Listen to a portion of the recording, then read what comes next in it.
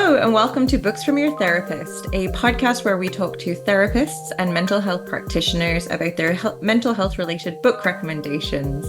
By mixing book talk with mental health, we hope to open up the conversation around books your therapists may have suggested and make them more accessible. This podcast is not a substitute for mental health care. It's for educational and entertainment purposes only.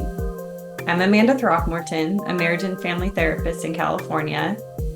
And I'm Tara Kremen, and I work in the book industry in Toronto, in Canada. In this episode, we're talking to Robert Hilt, MD. Bob is a professor in the UW Department of Psychiatry and Behavioral Sciences and a psychiatrist at Seattle Children's Hospital.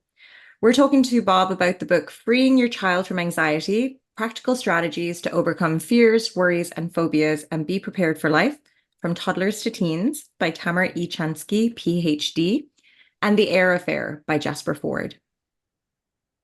In Freeing Your Child from Anxiety, childhood anxiety expert Dr. Tamar Chansky shares easy, fun, and effective tools for teaching children and teens to outsmart their worries and take charge of their fears. It includes scripts for explaining anxiety to children of different ages, creative strategies for navigating common phobias, and do-it-today activities that help them implement the book's advice right away. And our second book, The Eyre Affair by Jasper Fforde, is a satirical whirlwind adventure novel that's part hard-boiled mystery, part time machine caper. It takes place in an alternate 1985 where literary detective Thursday Next pursues a master criminal through the world of Charlotte Bronte's 1847 novel, Jane Eyre. It was a really interesting conversation, and we could have kept talking, I think, for days, but we hope you really enjoy it.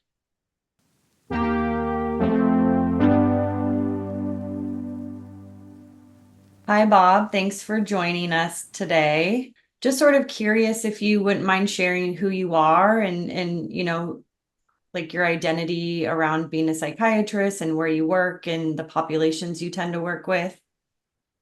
Sure. So I'm Bob Hilt. I'm a former practicing pediatrician and current child psychiatrist, and I'm a professor at the University of Washington, and I work at Seattle Children's Hospital. And my work these days is mostly involving work supporting primary care providers and the general community and providing consultation and support to care systems about child mental health care, with sort of past inspiration in my role of having been a pediatrician and realizing there was not really much training I'd had and not much help for that role. And there was just incredible need for help that families had. And I really wanted to do something about that. So that's been my goal all along. We've had quite a few licensed therapists on the podcast, but I'm curious for listeners that might not know the difference, if you could sort of explain the difference between a psychiatrist and a licensed therapist.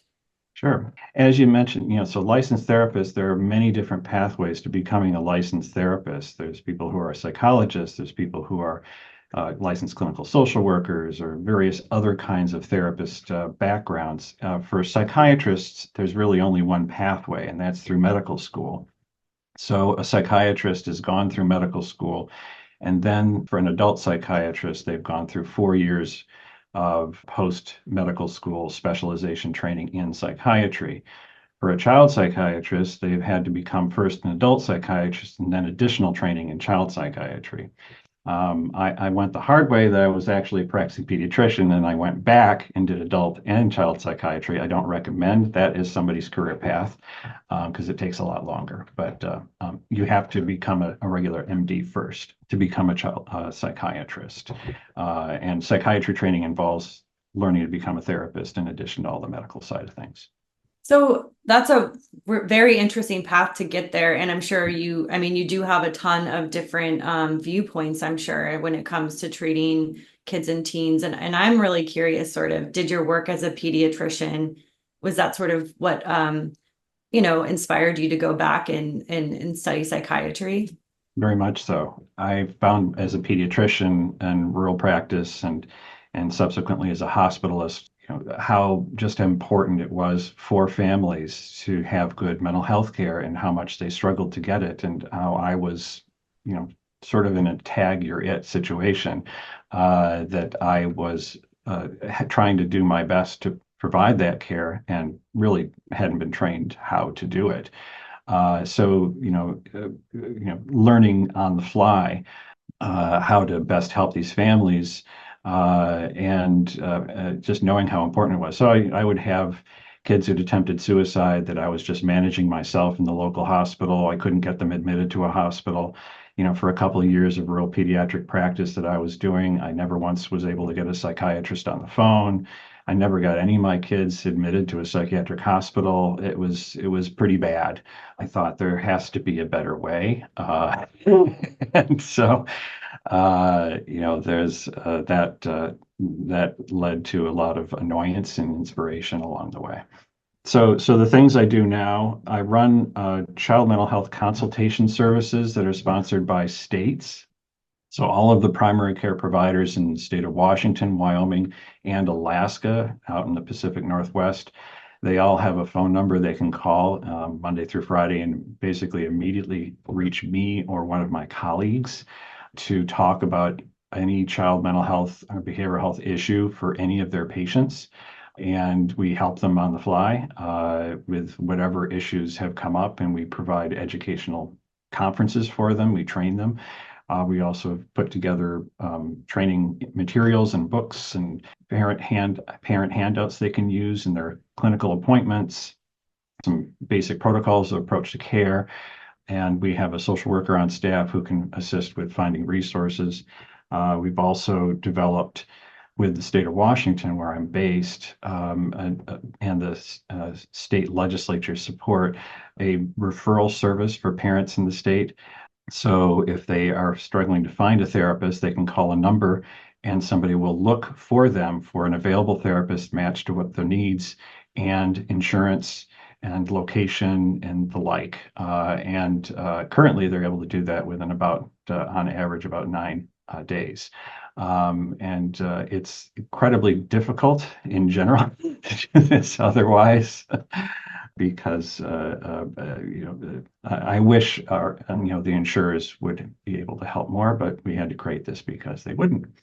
What an incredible resource that I don't know if there's actually one for California, other states. Maybe you actually have. Okay. Yeah. I was like, I need that. I need that. It's like, I think I'm going off personal networks or Psychology Today or whatever it is. So Right. What an amazing resource, truly.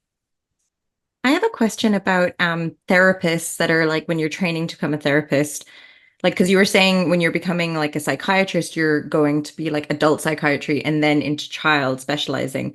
Is it the same in therapy, or is it like sort of, I mean, I know there's a bunch of different types, but do you do additional stuff to specialize in that, or do therapists sort of generally learn one thing and sort of it weaves into how you treat a child? I can say, with more authority what happens in psychiatry, because you do specifically learn adult therapy than you learn child therapy. And there's specific kinds of therapies that you learn as well. And you can learn the core things and additional things in the course of the psychiatry training. Because the field of therapists is so diverse, there's a lot of different things one can learn. I can speak to, for instance, a survey, because there was a thing called the Evidence-Based Treatment Center in the state of Washington that actually did a survey of all the different therapy training programs in the state of Washington. And there was a concern about what kinds of evidence-based treatments were being taught in the state's own therapy training programs. And, at the time that survey was done years ago, there was basically little to no evidence-based therapies that were being taught in the state. There's a wide variety of different things that are being taught depending on where you train. And the standardization across different types of therapists training pathways is not necessarily there. Right. So it's probably like the therapist's line of interest is probably directing it more so than Yes. like something that's structured. Yeah. Okay. And Cool. experience, and a lot of Mhm. people get on the job training, and in some states there can be, I've known every state's a bit different. Community mental health agencies sometimes play the role of sort of that post-secondary education, and then when somebody's gotten a little extra experience, then they leave the community mental health agency and go into private practice. It's a routine that I see in a lot of different states. That was my routine for sure. Starting in community mental health, moving into private practice. Now I'm private practice and I work at a school, and every sort of extra training that I needed, working with kids and teens was something that I had to seek out individually because I studied a program that I thought was amazing. And, I'm thinking back to my child therapy course, and it's like, when I think back, I'm like, okay, I learned about this thing called sand tray, and there was no sort of like evidence-based, CBT sort of skills being taught. And it was more about, at that stage of training, was more about how you learn to sit with someone and like building up yourself as a therapist, as opposed to this is a training that you'll need in a real life situation. That was what I had to seek out after my grad program.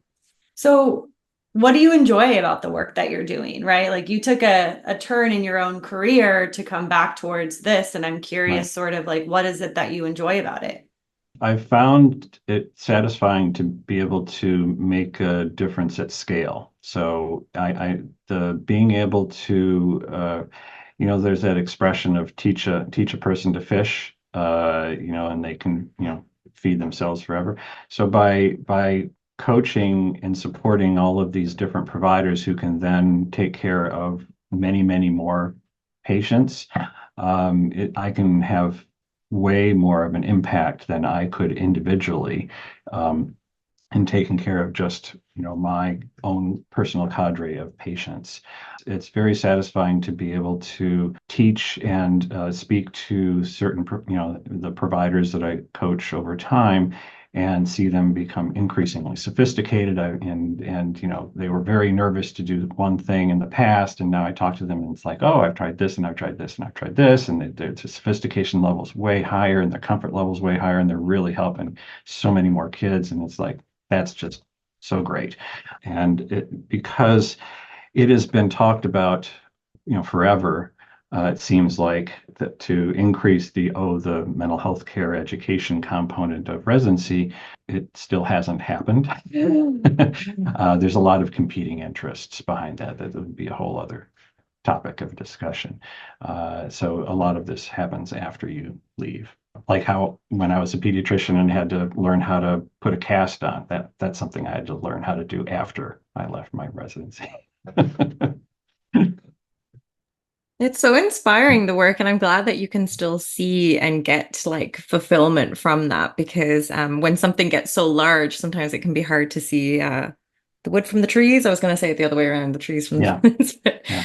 But is there anything else that you'd like to share about yourself before we kind of start talking about your book picks?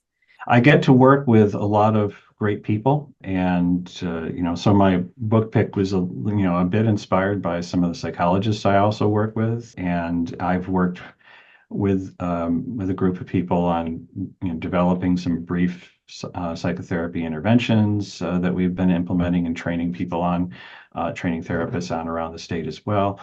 We have certain books that we recommend to parents all the time, and the book I selected is one that I have liked, and many of my therapist colleagues have liked as well. And so that was part of the reason why I picked it.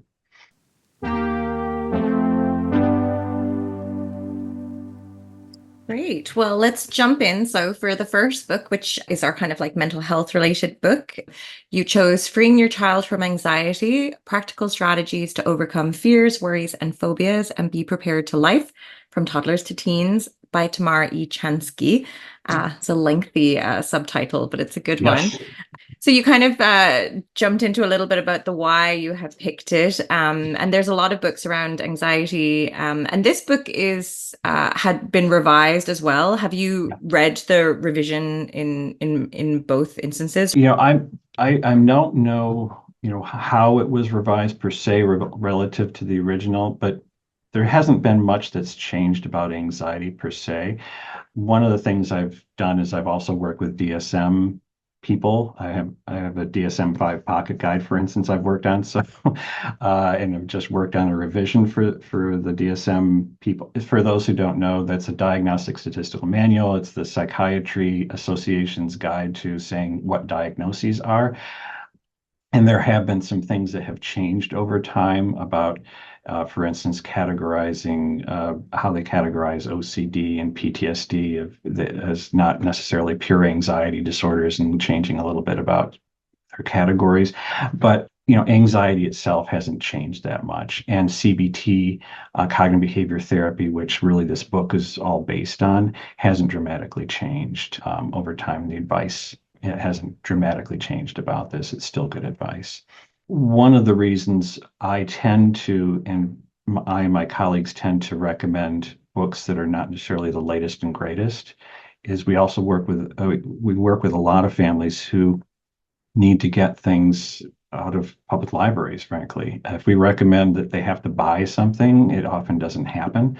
I'm just long standing in the habit of recommending something that's tried and true, been around for a while. And so I can recommend, you can get this DVD out of a library system, for instance, that you can check out. Then it's more likely to happen.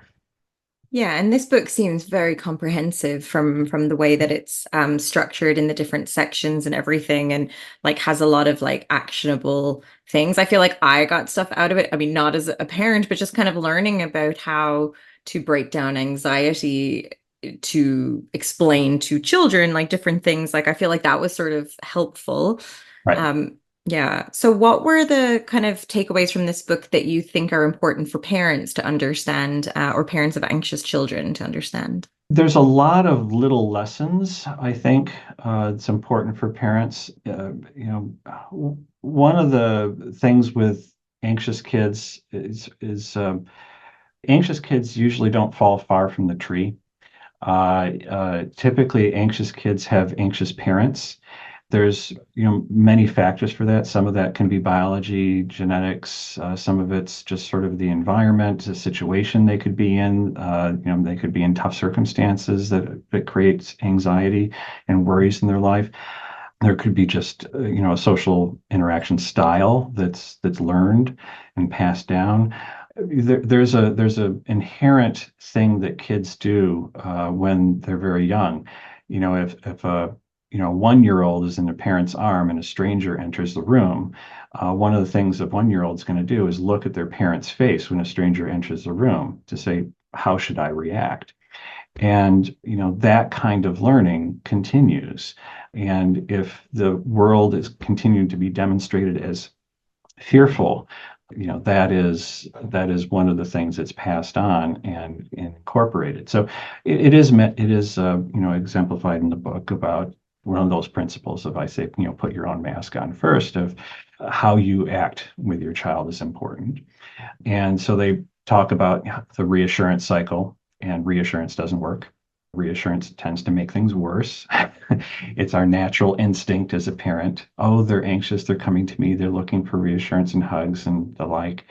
And you can't reassure anxiety away when it's becoming a problem. And instead, to do things like asking questions and becoming a little bit of a mini CBT therapist. And there's a lot of coaching steps in the book of, if you aren't actually working with a therapist yourself, it walks a parent through some of the things that they could be doing in a nice way.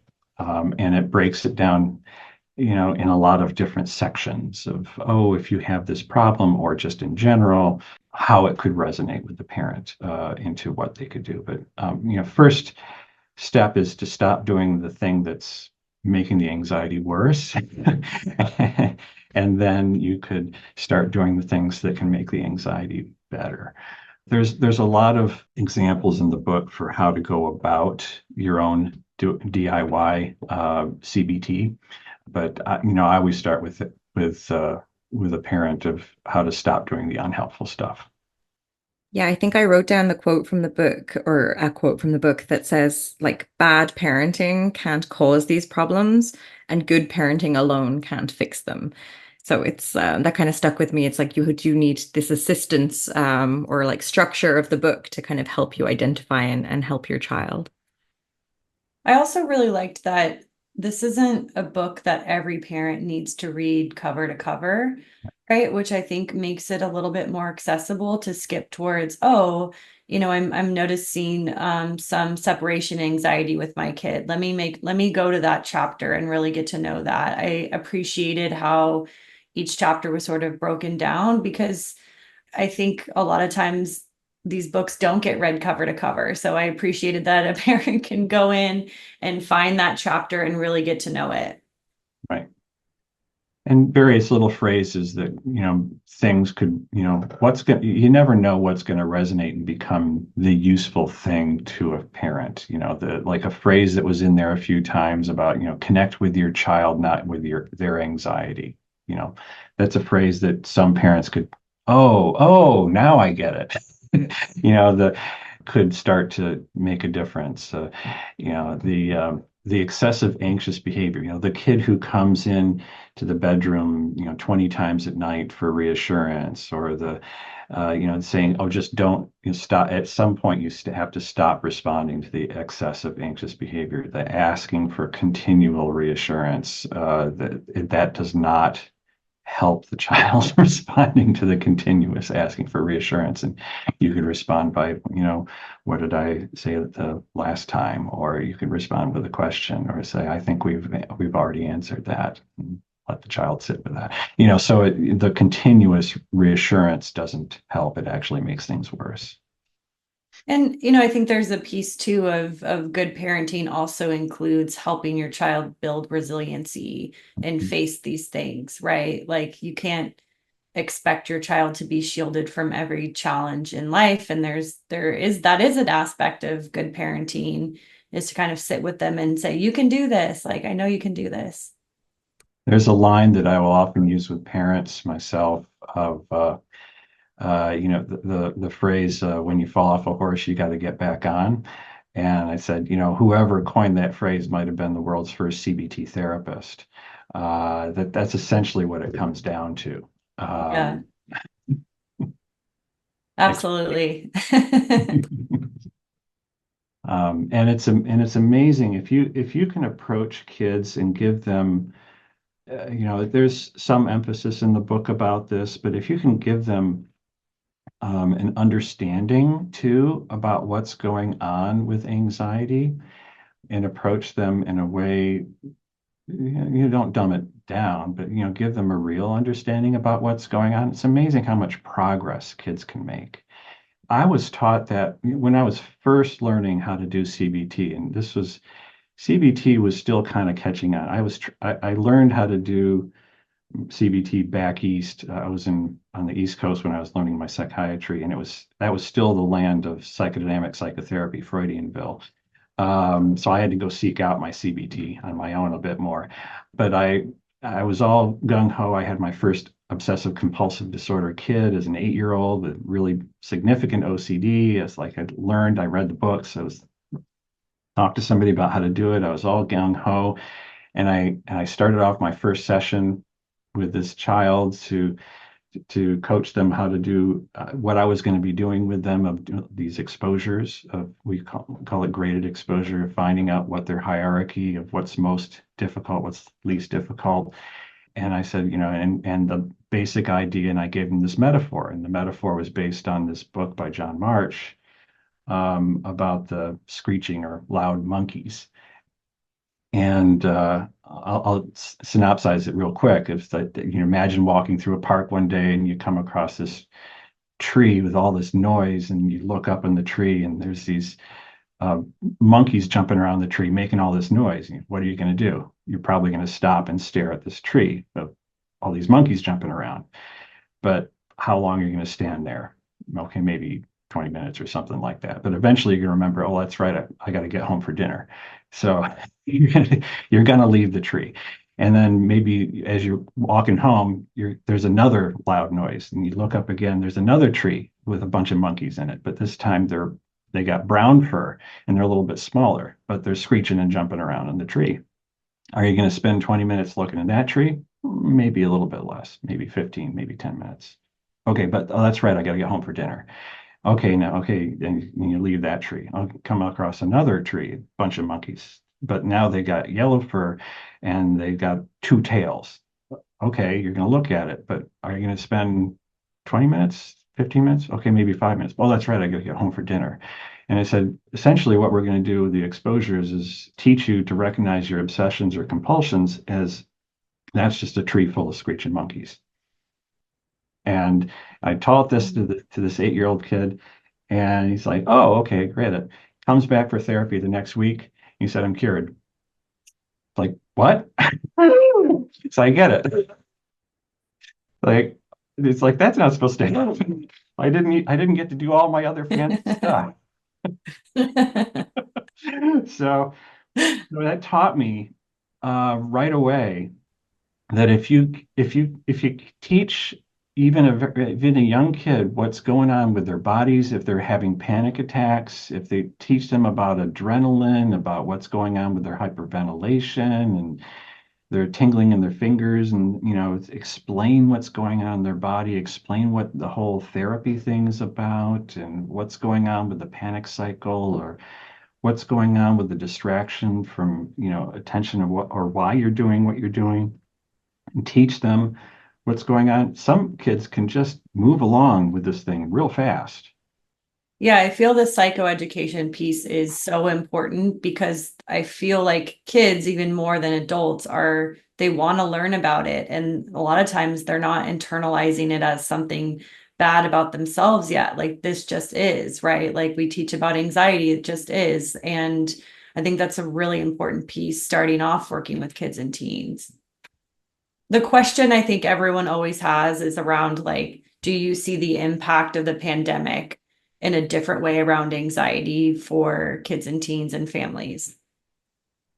So anxiety population-wide for kids has been increasing since basically 2000. There's data showing that it's been going up and up and up for kids over the years. For kids with school phobia, social phobia, there was this sort of an immediate relief of, oh, I get to avoid going to school. I get to avoid going into social situations. And so there's this immediate sense of relief of like, wow, isn't this fantastic? But with all anxiety, the mechanism is when you avoid the thing that you fear, you experience immediate relief. And the brain says, because I avoided this thing and I felt relief, that means that thing was in fact something I should have feared. It was that dangerous. And the fear gets stronger. And so it gets harder to go back and face the fear. And that's exactly what happened. So kids that were school phobic or social phobic became harder to go back to school, harder to go into social situations.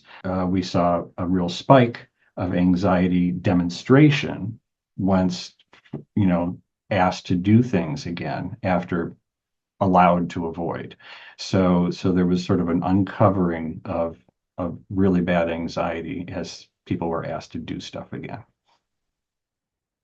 I also find that a lot of other challenges might be blamed sort of on the pandemic or, so it's just interesting to hear sort of your perspective about this, because I get a lot of parents that come to me, with these figures about the uptick and they think it's coming directly from the pandemic. So it's kind of interesting to hear that it has been increasing even before then.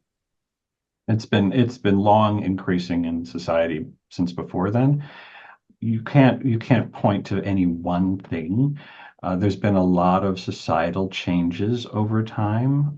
Yes, there's a huge social media change. There's been a change in how families function and just the nature of peer relationships, less in person. Do young people actually physically get together to do things? No, it's all, texting and the like, or Instagramming and things. So there's relationships have changed. and depression rates have significantly gone up. And I don't know that I could tease out how much was some residual pandemic things versus social media and general social and family changes.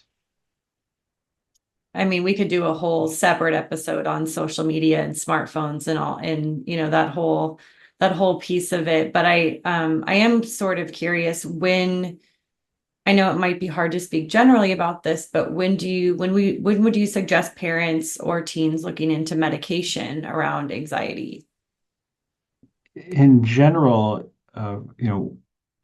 even just stepping back, I mentioned, for instance, the DSM manual before. There's this principle about nothing's a disorder unless there's dysfunction, and that's a principle throughout the diagnostic manual. Everybody has anxiety to some degree, things that make them anxious, and only when it's causing dysfunction in your life could it be considered, could this be some sort of disorder or not. So too, depressive mood, everybody gets sad at times, but is it pervasive and causing dysfunction in your life? Okay, well, might that be an episode of depression? Okay, maybe we could look into whether that's an episode of depression. To the degree of dysfunction to even consider whether anxiety is is that a disorder? Is it mild anxiety? Typically with mild anxiety, no, I wouldn't recommend medication for first line. If it's if you're having significant dysfunction in life, it's limiting you from doing things. A recommendation might be to consider both therapy and medication at the same time. There is pretty wide variation for both families and kids about what they think about the idea of medicines. There are families who really don't like the idea of doing therapy, and there are families who really don't like the idea of doing medications. And there are, I work with a lot of rural communities. There are families who really don't want anybody in town to see their vehicle at the therapy center, for instance. All these sort of different perspectives you run into. I wouldn't consider it for mild anxiety. It's an option for moderate anxiety. We talk about antidepressants being appropriate for anxiety. Even the term antidepressant, when it comes to kids' anxiety, is a bit of a misnomer. The SSRIs, the selective serotonin reuptake inhibitors, they don't work all that well on depression in kids. They kind of help. They work much better on anxiety, though. So we really should call them anxiolytics that sometimes help with depression. They work at least twice as well on anxiety overall. It's interesting to hear sort of because you have this broader knowledge and you're specifically looking at kids and teens, and being able to hear the difference between medication for adults versus kids and teens is just fascinating to hear. So I appreciate sort of you zooming in on that. What do you wish that therapists understood more about anxiety and working with anxiety? Because therapists get so many different perspectives in their trainings, there's a lot of therapists who don't understand necessarily the core issue with what tends to work for kids with anxiety, of all the different kinds of anxiety that there is out there. That really is what's been shown to work is a variety of different ways of doing exposure to what you fear. And there's not a single pathway to doing that. But if you're doing anxiety therapy and not getting around to exposure, it probably isn't going to be all that helpful. And so when I hear of somebody who's been going to therapy for a couple of years, and they say, "Oh, it's not working," I might say, "Well, what have you been working on, or what have you been doing?" "Oh, well, we've been talking about our day and talking about what's been going on at school, and sometimes we'll play a board game, and then we'll talk about what I hope to do in the future." It's like, are you getting assigned anything to work on in between sessions? It's like, that's sort of some of the hallmarks of what we would consider cognitive behavior therapy to do. I'm not beholden any to one particular way of doing it. As an example, there's a variety of different ways of doing trauma counseling. One of the ways that has a very kind of almost cult-like following is eye movement desensitization, EMDR. Essentially, where you recount your past trauma while moving your eyes back and forth. And there's a theory behind that. Oh, it's going to light up your different brain centers and help you desensitize to your trauma. I don't care if somebody's moving their eyes back and forth while they're recounting their trauma. All of the different kinds of trauma therapies, or TFCBT, or narrative therapy, or whatever, have as their common element that you expose yourself to your past trauma story. You learn not to shy away from it. You incorporate it as part of your story. Anytime you think of part of your story, you don't have to shy away from it. You don't have this huge physiologic response because you've desensitized to it by repeating it multiple times, and it's no longer in control of your life. You can move forward. So I don't care whether you move your eyes back and forth. All the other trauma therapies do the same thing. It's a bit of a red herring, but as long as you're actually doing the exposure, great. So that's just one example of, I don't care what pathway it is, just as long as you do the effective element. Yeah, that I would agree with that. It's there's not one road to it, right? But what I'm hearing is like exposure sort of is the ultimate goal in order to look at anxiety and actually work through it, which is true, right? And then I think there's, I'm imagining an anxious parent hearing that and and being like, but. But yeah, thank you for saying that so explicitly. We do have a couple of like listener questions if you'd be open to answering those. The first question is, I think my child might have anxiety, but I don't want to label them as an anxious child prematurely. How would you recommend that I talk to them about it? I always like to use the child's own words. So if your child is very young and they're having tummy aches, for instance, before school, you could use the child's own words of you're having tummy aches before school. If that's what they're saying, you could use a question of, I wonder if the tummy aches are happening because of something going on at school. And you can just ask a question, wonder what's going on at school for you. You're not having to label it as anxiety. And also, anxiety is sort of an adult word. Worry is a younger kid word. And the younger you are, the less likely they're going to be able to put full words to their feelings. They might be able to say what's going on, but may not be able to describe it as a worry the younger you are. So they might just have the body experience. So just be, willing to go there and just follow what the child's words are. And as far as saying something's a disorder, it becomes, how dysfunctional is it in life? And I would say recognizing if your child is having functional problems, it's worth seeking care. It's the stats. The last statistical number I saw about this is a few years ago, but I think it was 20 to 30% of kids with anxiety disorders received care. So it's pretty low relative to the total population of kids with anxiety disorders. I wish more kids got care that had anxiety problems.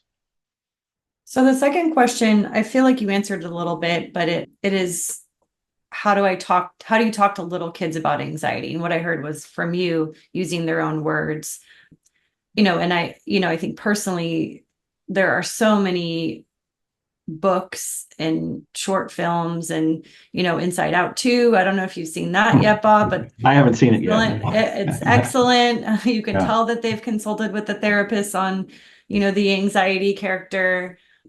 But yeah, just throwing that in there. I know that there's like so many ways and so many stories, and books are helpful, and modeling your own.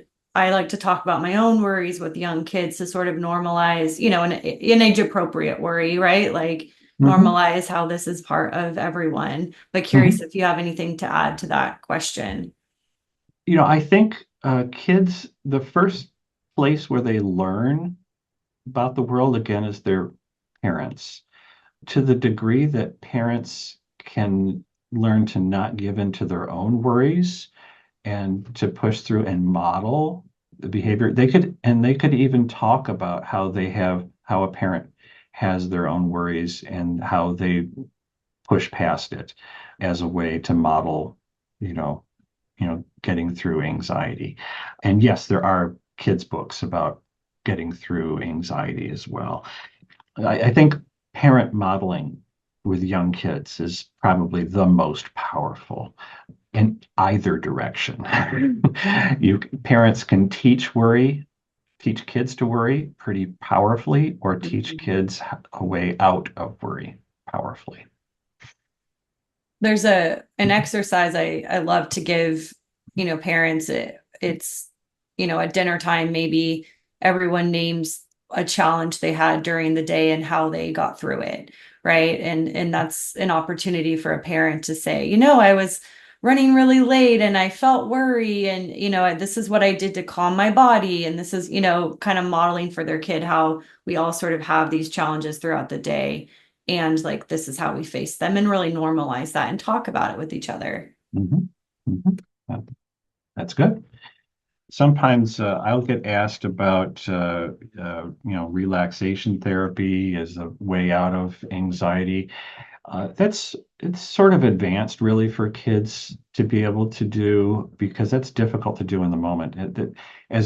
For instance, as a way out of panic. I honestly think psychoeducation about what's going on with a panic attack is the first valuable step. Explaining what happens to your body is, if a tiger walked into the room and in fact you weren't able to get up and run out of the room, and adrenaline is dropped into your system, or how your heart would beat fast and your vision would change, and you might get tunnel vision, and your fingers, circulation would change, so your fingers would start tingling, and you might sweating, and your stomach would start cramping because your digestion would be stopping, and all these body changes that would match up with the body sensations of a panic attack, and how that's just natural physiology, and because there's a feed forward mechanism in panic attacks of somebody experiences these body sensations and then adds the thought, oh my gosh, something's wrong with me. And then that feeds forward to more adrenaline and saying, oh my gosh, something's wrong with me. So then therefore, and then you panic further. And so you can, with psychoeducation, you can say, no, nothing's wrong with me. It's just adrenaline. Like, it's going to go away. As a therapist, I can irreverently say, with somebody with a panic disorder, I could say, well, why don't you have a panic attack right here? Let's do one right now. It's like what? It's like, no, let's have one right here. Exposure. Exposure.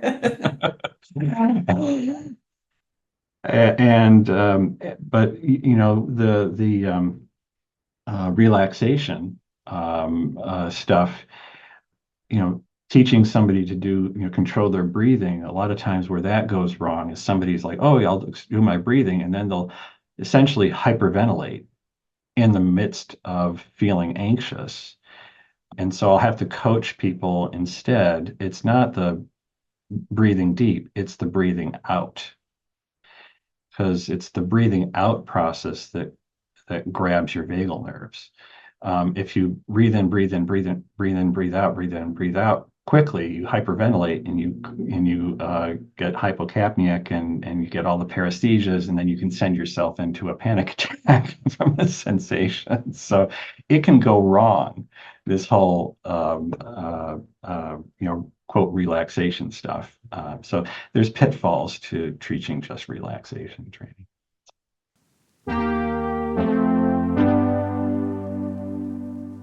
So would love to start chatting about book two, which was a really interesting pick, which is the book of your choosing. And you Mhm. chose The Eyre Affair by Jasper Fforde. So why did you pick this book? I picked that one because it's fun to me, basically. I tend to deal with a lot of serious issues. I do consults for kids in the foster care system who've been in jail and have been just horribly abused and the like. And when I read things, I want to read things that are fun and absurd and smart and just escape. So, and also between my wife who's a writer and I actually was an English major originally, I tend to like writing quite a bit. So it pulls it and plays around with historical fiction quite a bit, and imagines a world in which literary fiction is quite real to people. There's these thing called will speak machines where people essentially drop a quarter in and William Shakespeare will recite soliloquies, there's a literary detective who's the main character in the novel that will essentially go in and out of actual fictional novels, and everything is quite preposterous, but a fictional world is real, and there's hidden jokes everywhere. I there was a character name. Character names are funny. There's a boss. The usual boss of the main character was named Braxton Hicks, who was the usual boss type was, oh, I'm going to be a penny pincher and I'm going to get in your way. But Braxton Hicks is a medical term for a labor contraction that's a false labor contraction. And so if you know that, it's just funny every time his name pops up. And anyway, they also, if you're familiar with the Rocky Horror Picture Show, and how people would attend those and kind of shout out and participate in that movie, in that world, Richard III play was performed like Rocky the Horror Picture Show with full audience participation of Richard III play. Just preposterous stuff. I get a laugh out of it. Yeah, I should have guessed the English major background because it kind of like speaks to the book a little bit more as well. Yeah. Yeah, can't forget Jack Shit. That was Oh another yeah, one. great. I Yeah, enjoyed that a lot. the evil corporation guy, Yeah, Schitt. yeah. Yes. Oh, so this book we talked about a little bit, but it takes place in like a surreal reality where time is totally bendable. Literature is literally coming to life. And I thought it was kind of like a humorous 1984. I mean, 1984 is sort of humorous as well, but it's just like Yeah. so satirical. And especially for like some of the work that I do, the protagonist, whose name is Thursday Next, she works for the Literatech, who is verifying if literature is legitimate or not. And that kind of jumped out to me as like kind of sometimes a problem, like not a problem, but a challenge that we have, especially with the boom in AI, kind of like trying to verify if this is like an actual book or if it is or not. So it's kind of, I thought it was interesting considering this book was published in 1991, I think, or along those lines. But so I wanted to ask you around like what your opinion of like AI, do you think we'll ever live in a futuristic world where computers can produce literature? Because of my spouse, I know it's already happening. She tells me about how this is already happening, and that people can type things in to AI novel generators and say, I would like a novel created with writing this style and these plot points, and create a novel that will do this. And it's not necessarily, wonderful, but something is created, and if is that how much further do things have to go to create something that actually is good? I don't know if it could get to the point where something's good, and is there a point where some of the public wouldn't care? I just want something that tells me this story that I want. And I don't care if it's all that, inspired, frankly, by a person.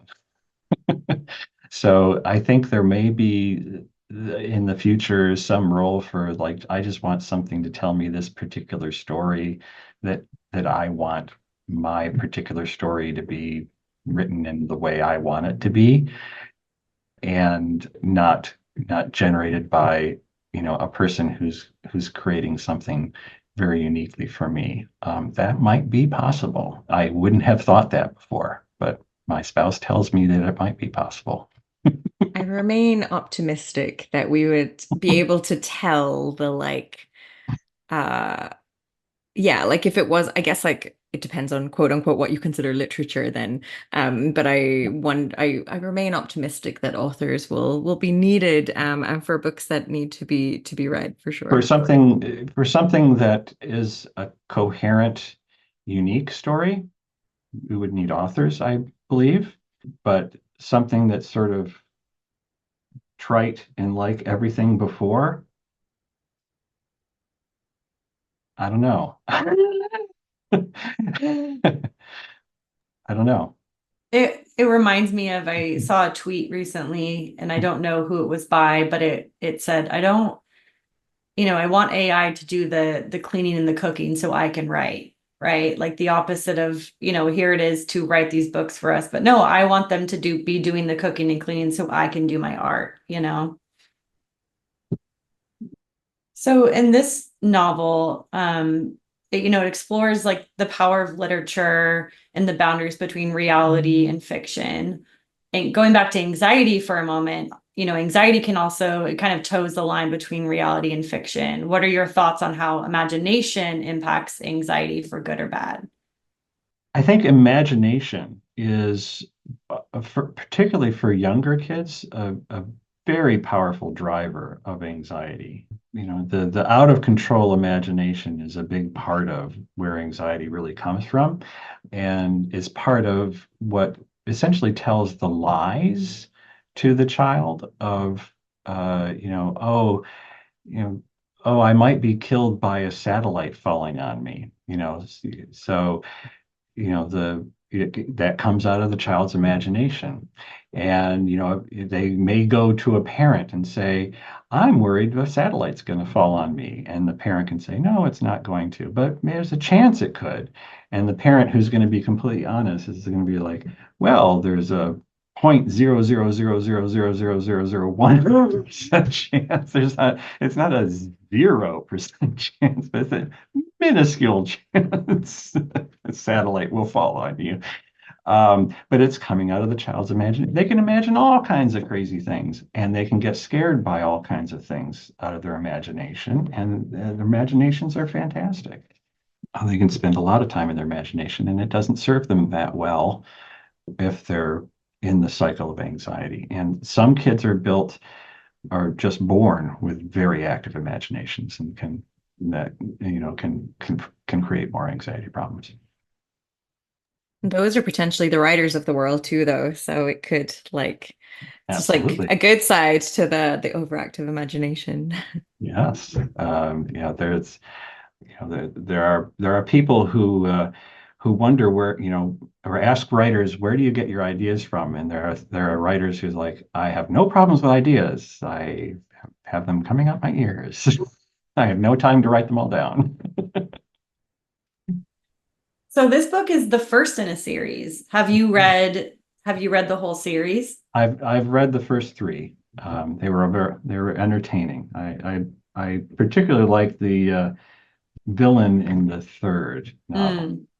Does he have a fun name?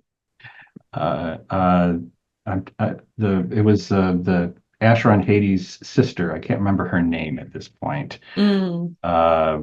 But essentially, she would sort of do evil while in designer clothes and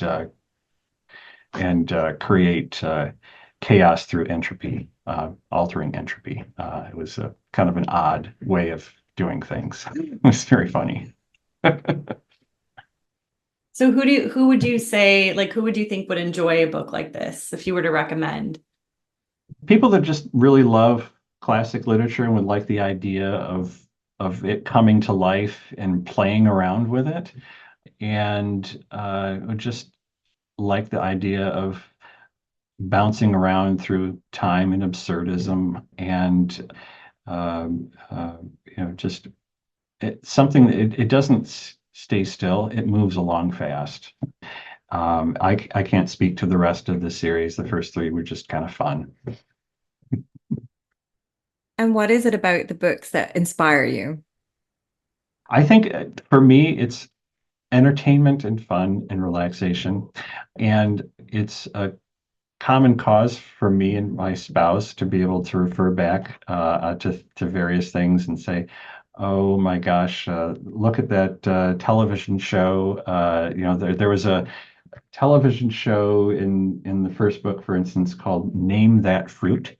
That the most brilliant people in the world would always suspend their research lab work so that they could go and watch the television show Name That Fruit and watch it with rapturous attention.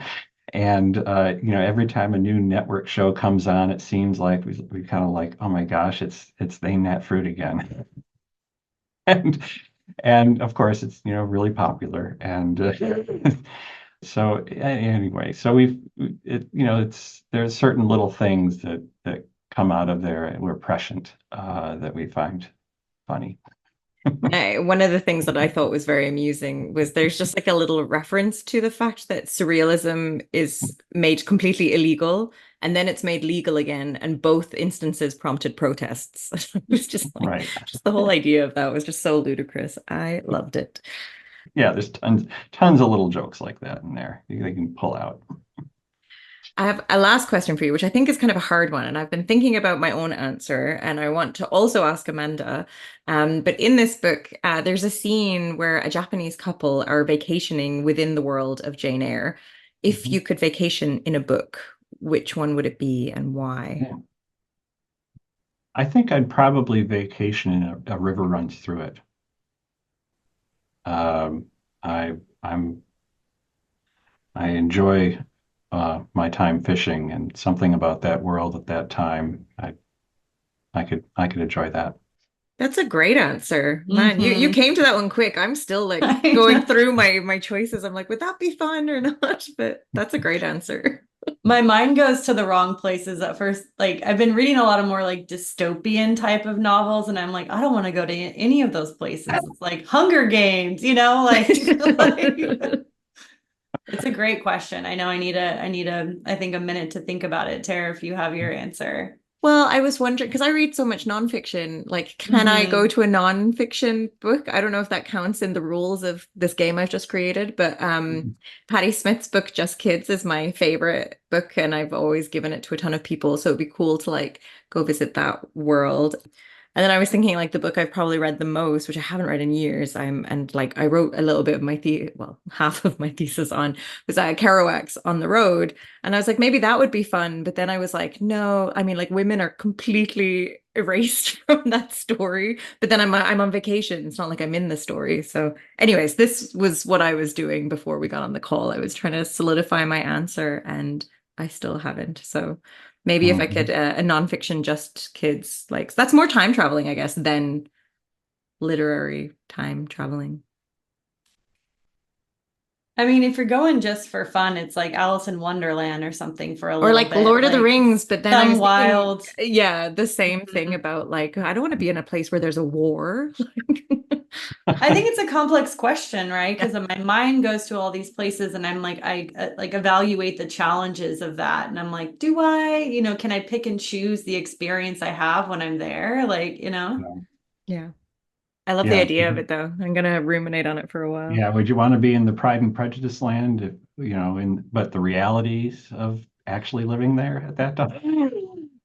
Or if it's just vacation, maybe that's part of it where you just get to glimpse and then you really reappreciate your own life. Like, Yeah. Nice. Well, thank you for playing. Sure. Yeah, it's a great game, and my mind's going to be sort of pondering for a long time. I think about it. So, Bob, thank you so much for chatting today. This was, this is a subject that is important to me and the work I do. And, I find it really interesting. And I think that there's a lot of information out there for people, but it's nice to have something so concise. And I loved the book rec, both book recs actually. If people are interested in sort of any of the programs that you work with or anything you mentioned today, where can they find more information about that? All the different sorts of programs that I work with are collected under the Seattle Children's Partnership Access Line general headers, and there are different labels of programs, but information about the different programs are all there. So that's one word to Google search, Seattle Children's Partnership Access Line, you'd find it. And I'll include a link in the show notes as well, so people can find there if they're curious. Well, thank you so much. Really appreciate the time. Sure thing. Thanks for listening to Books from Your Therapist. If you're interested in the books we talked about, we'll include links in our show notes. If you'd like to reach out to us with your own recommendations, or if you're a mental health practitioner who's interested in coming on yourself, you could email us at booksfromyourtherapist@gmail.com. Happy facing your fears. Ooh, happy exposure. That's a good one. Exposure to the literary world that you want to explore.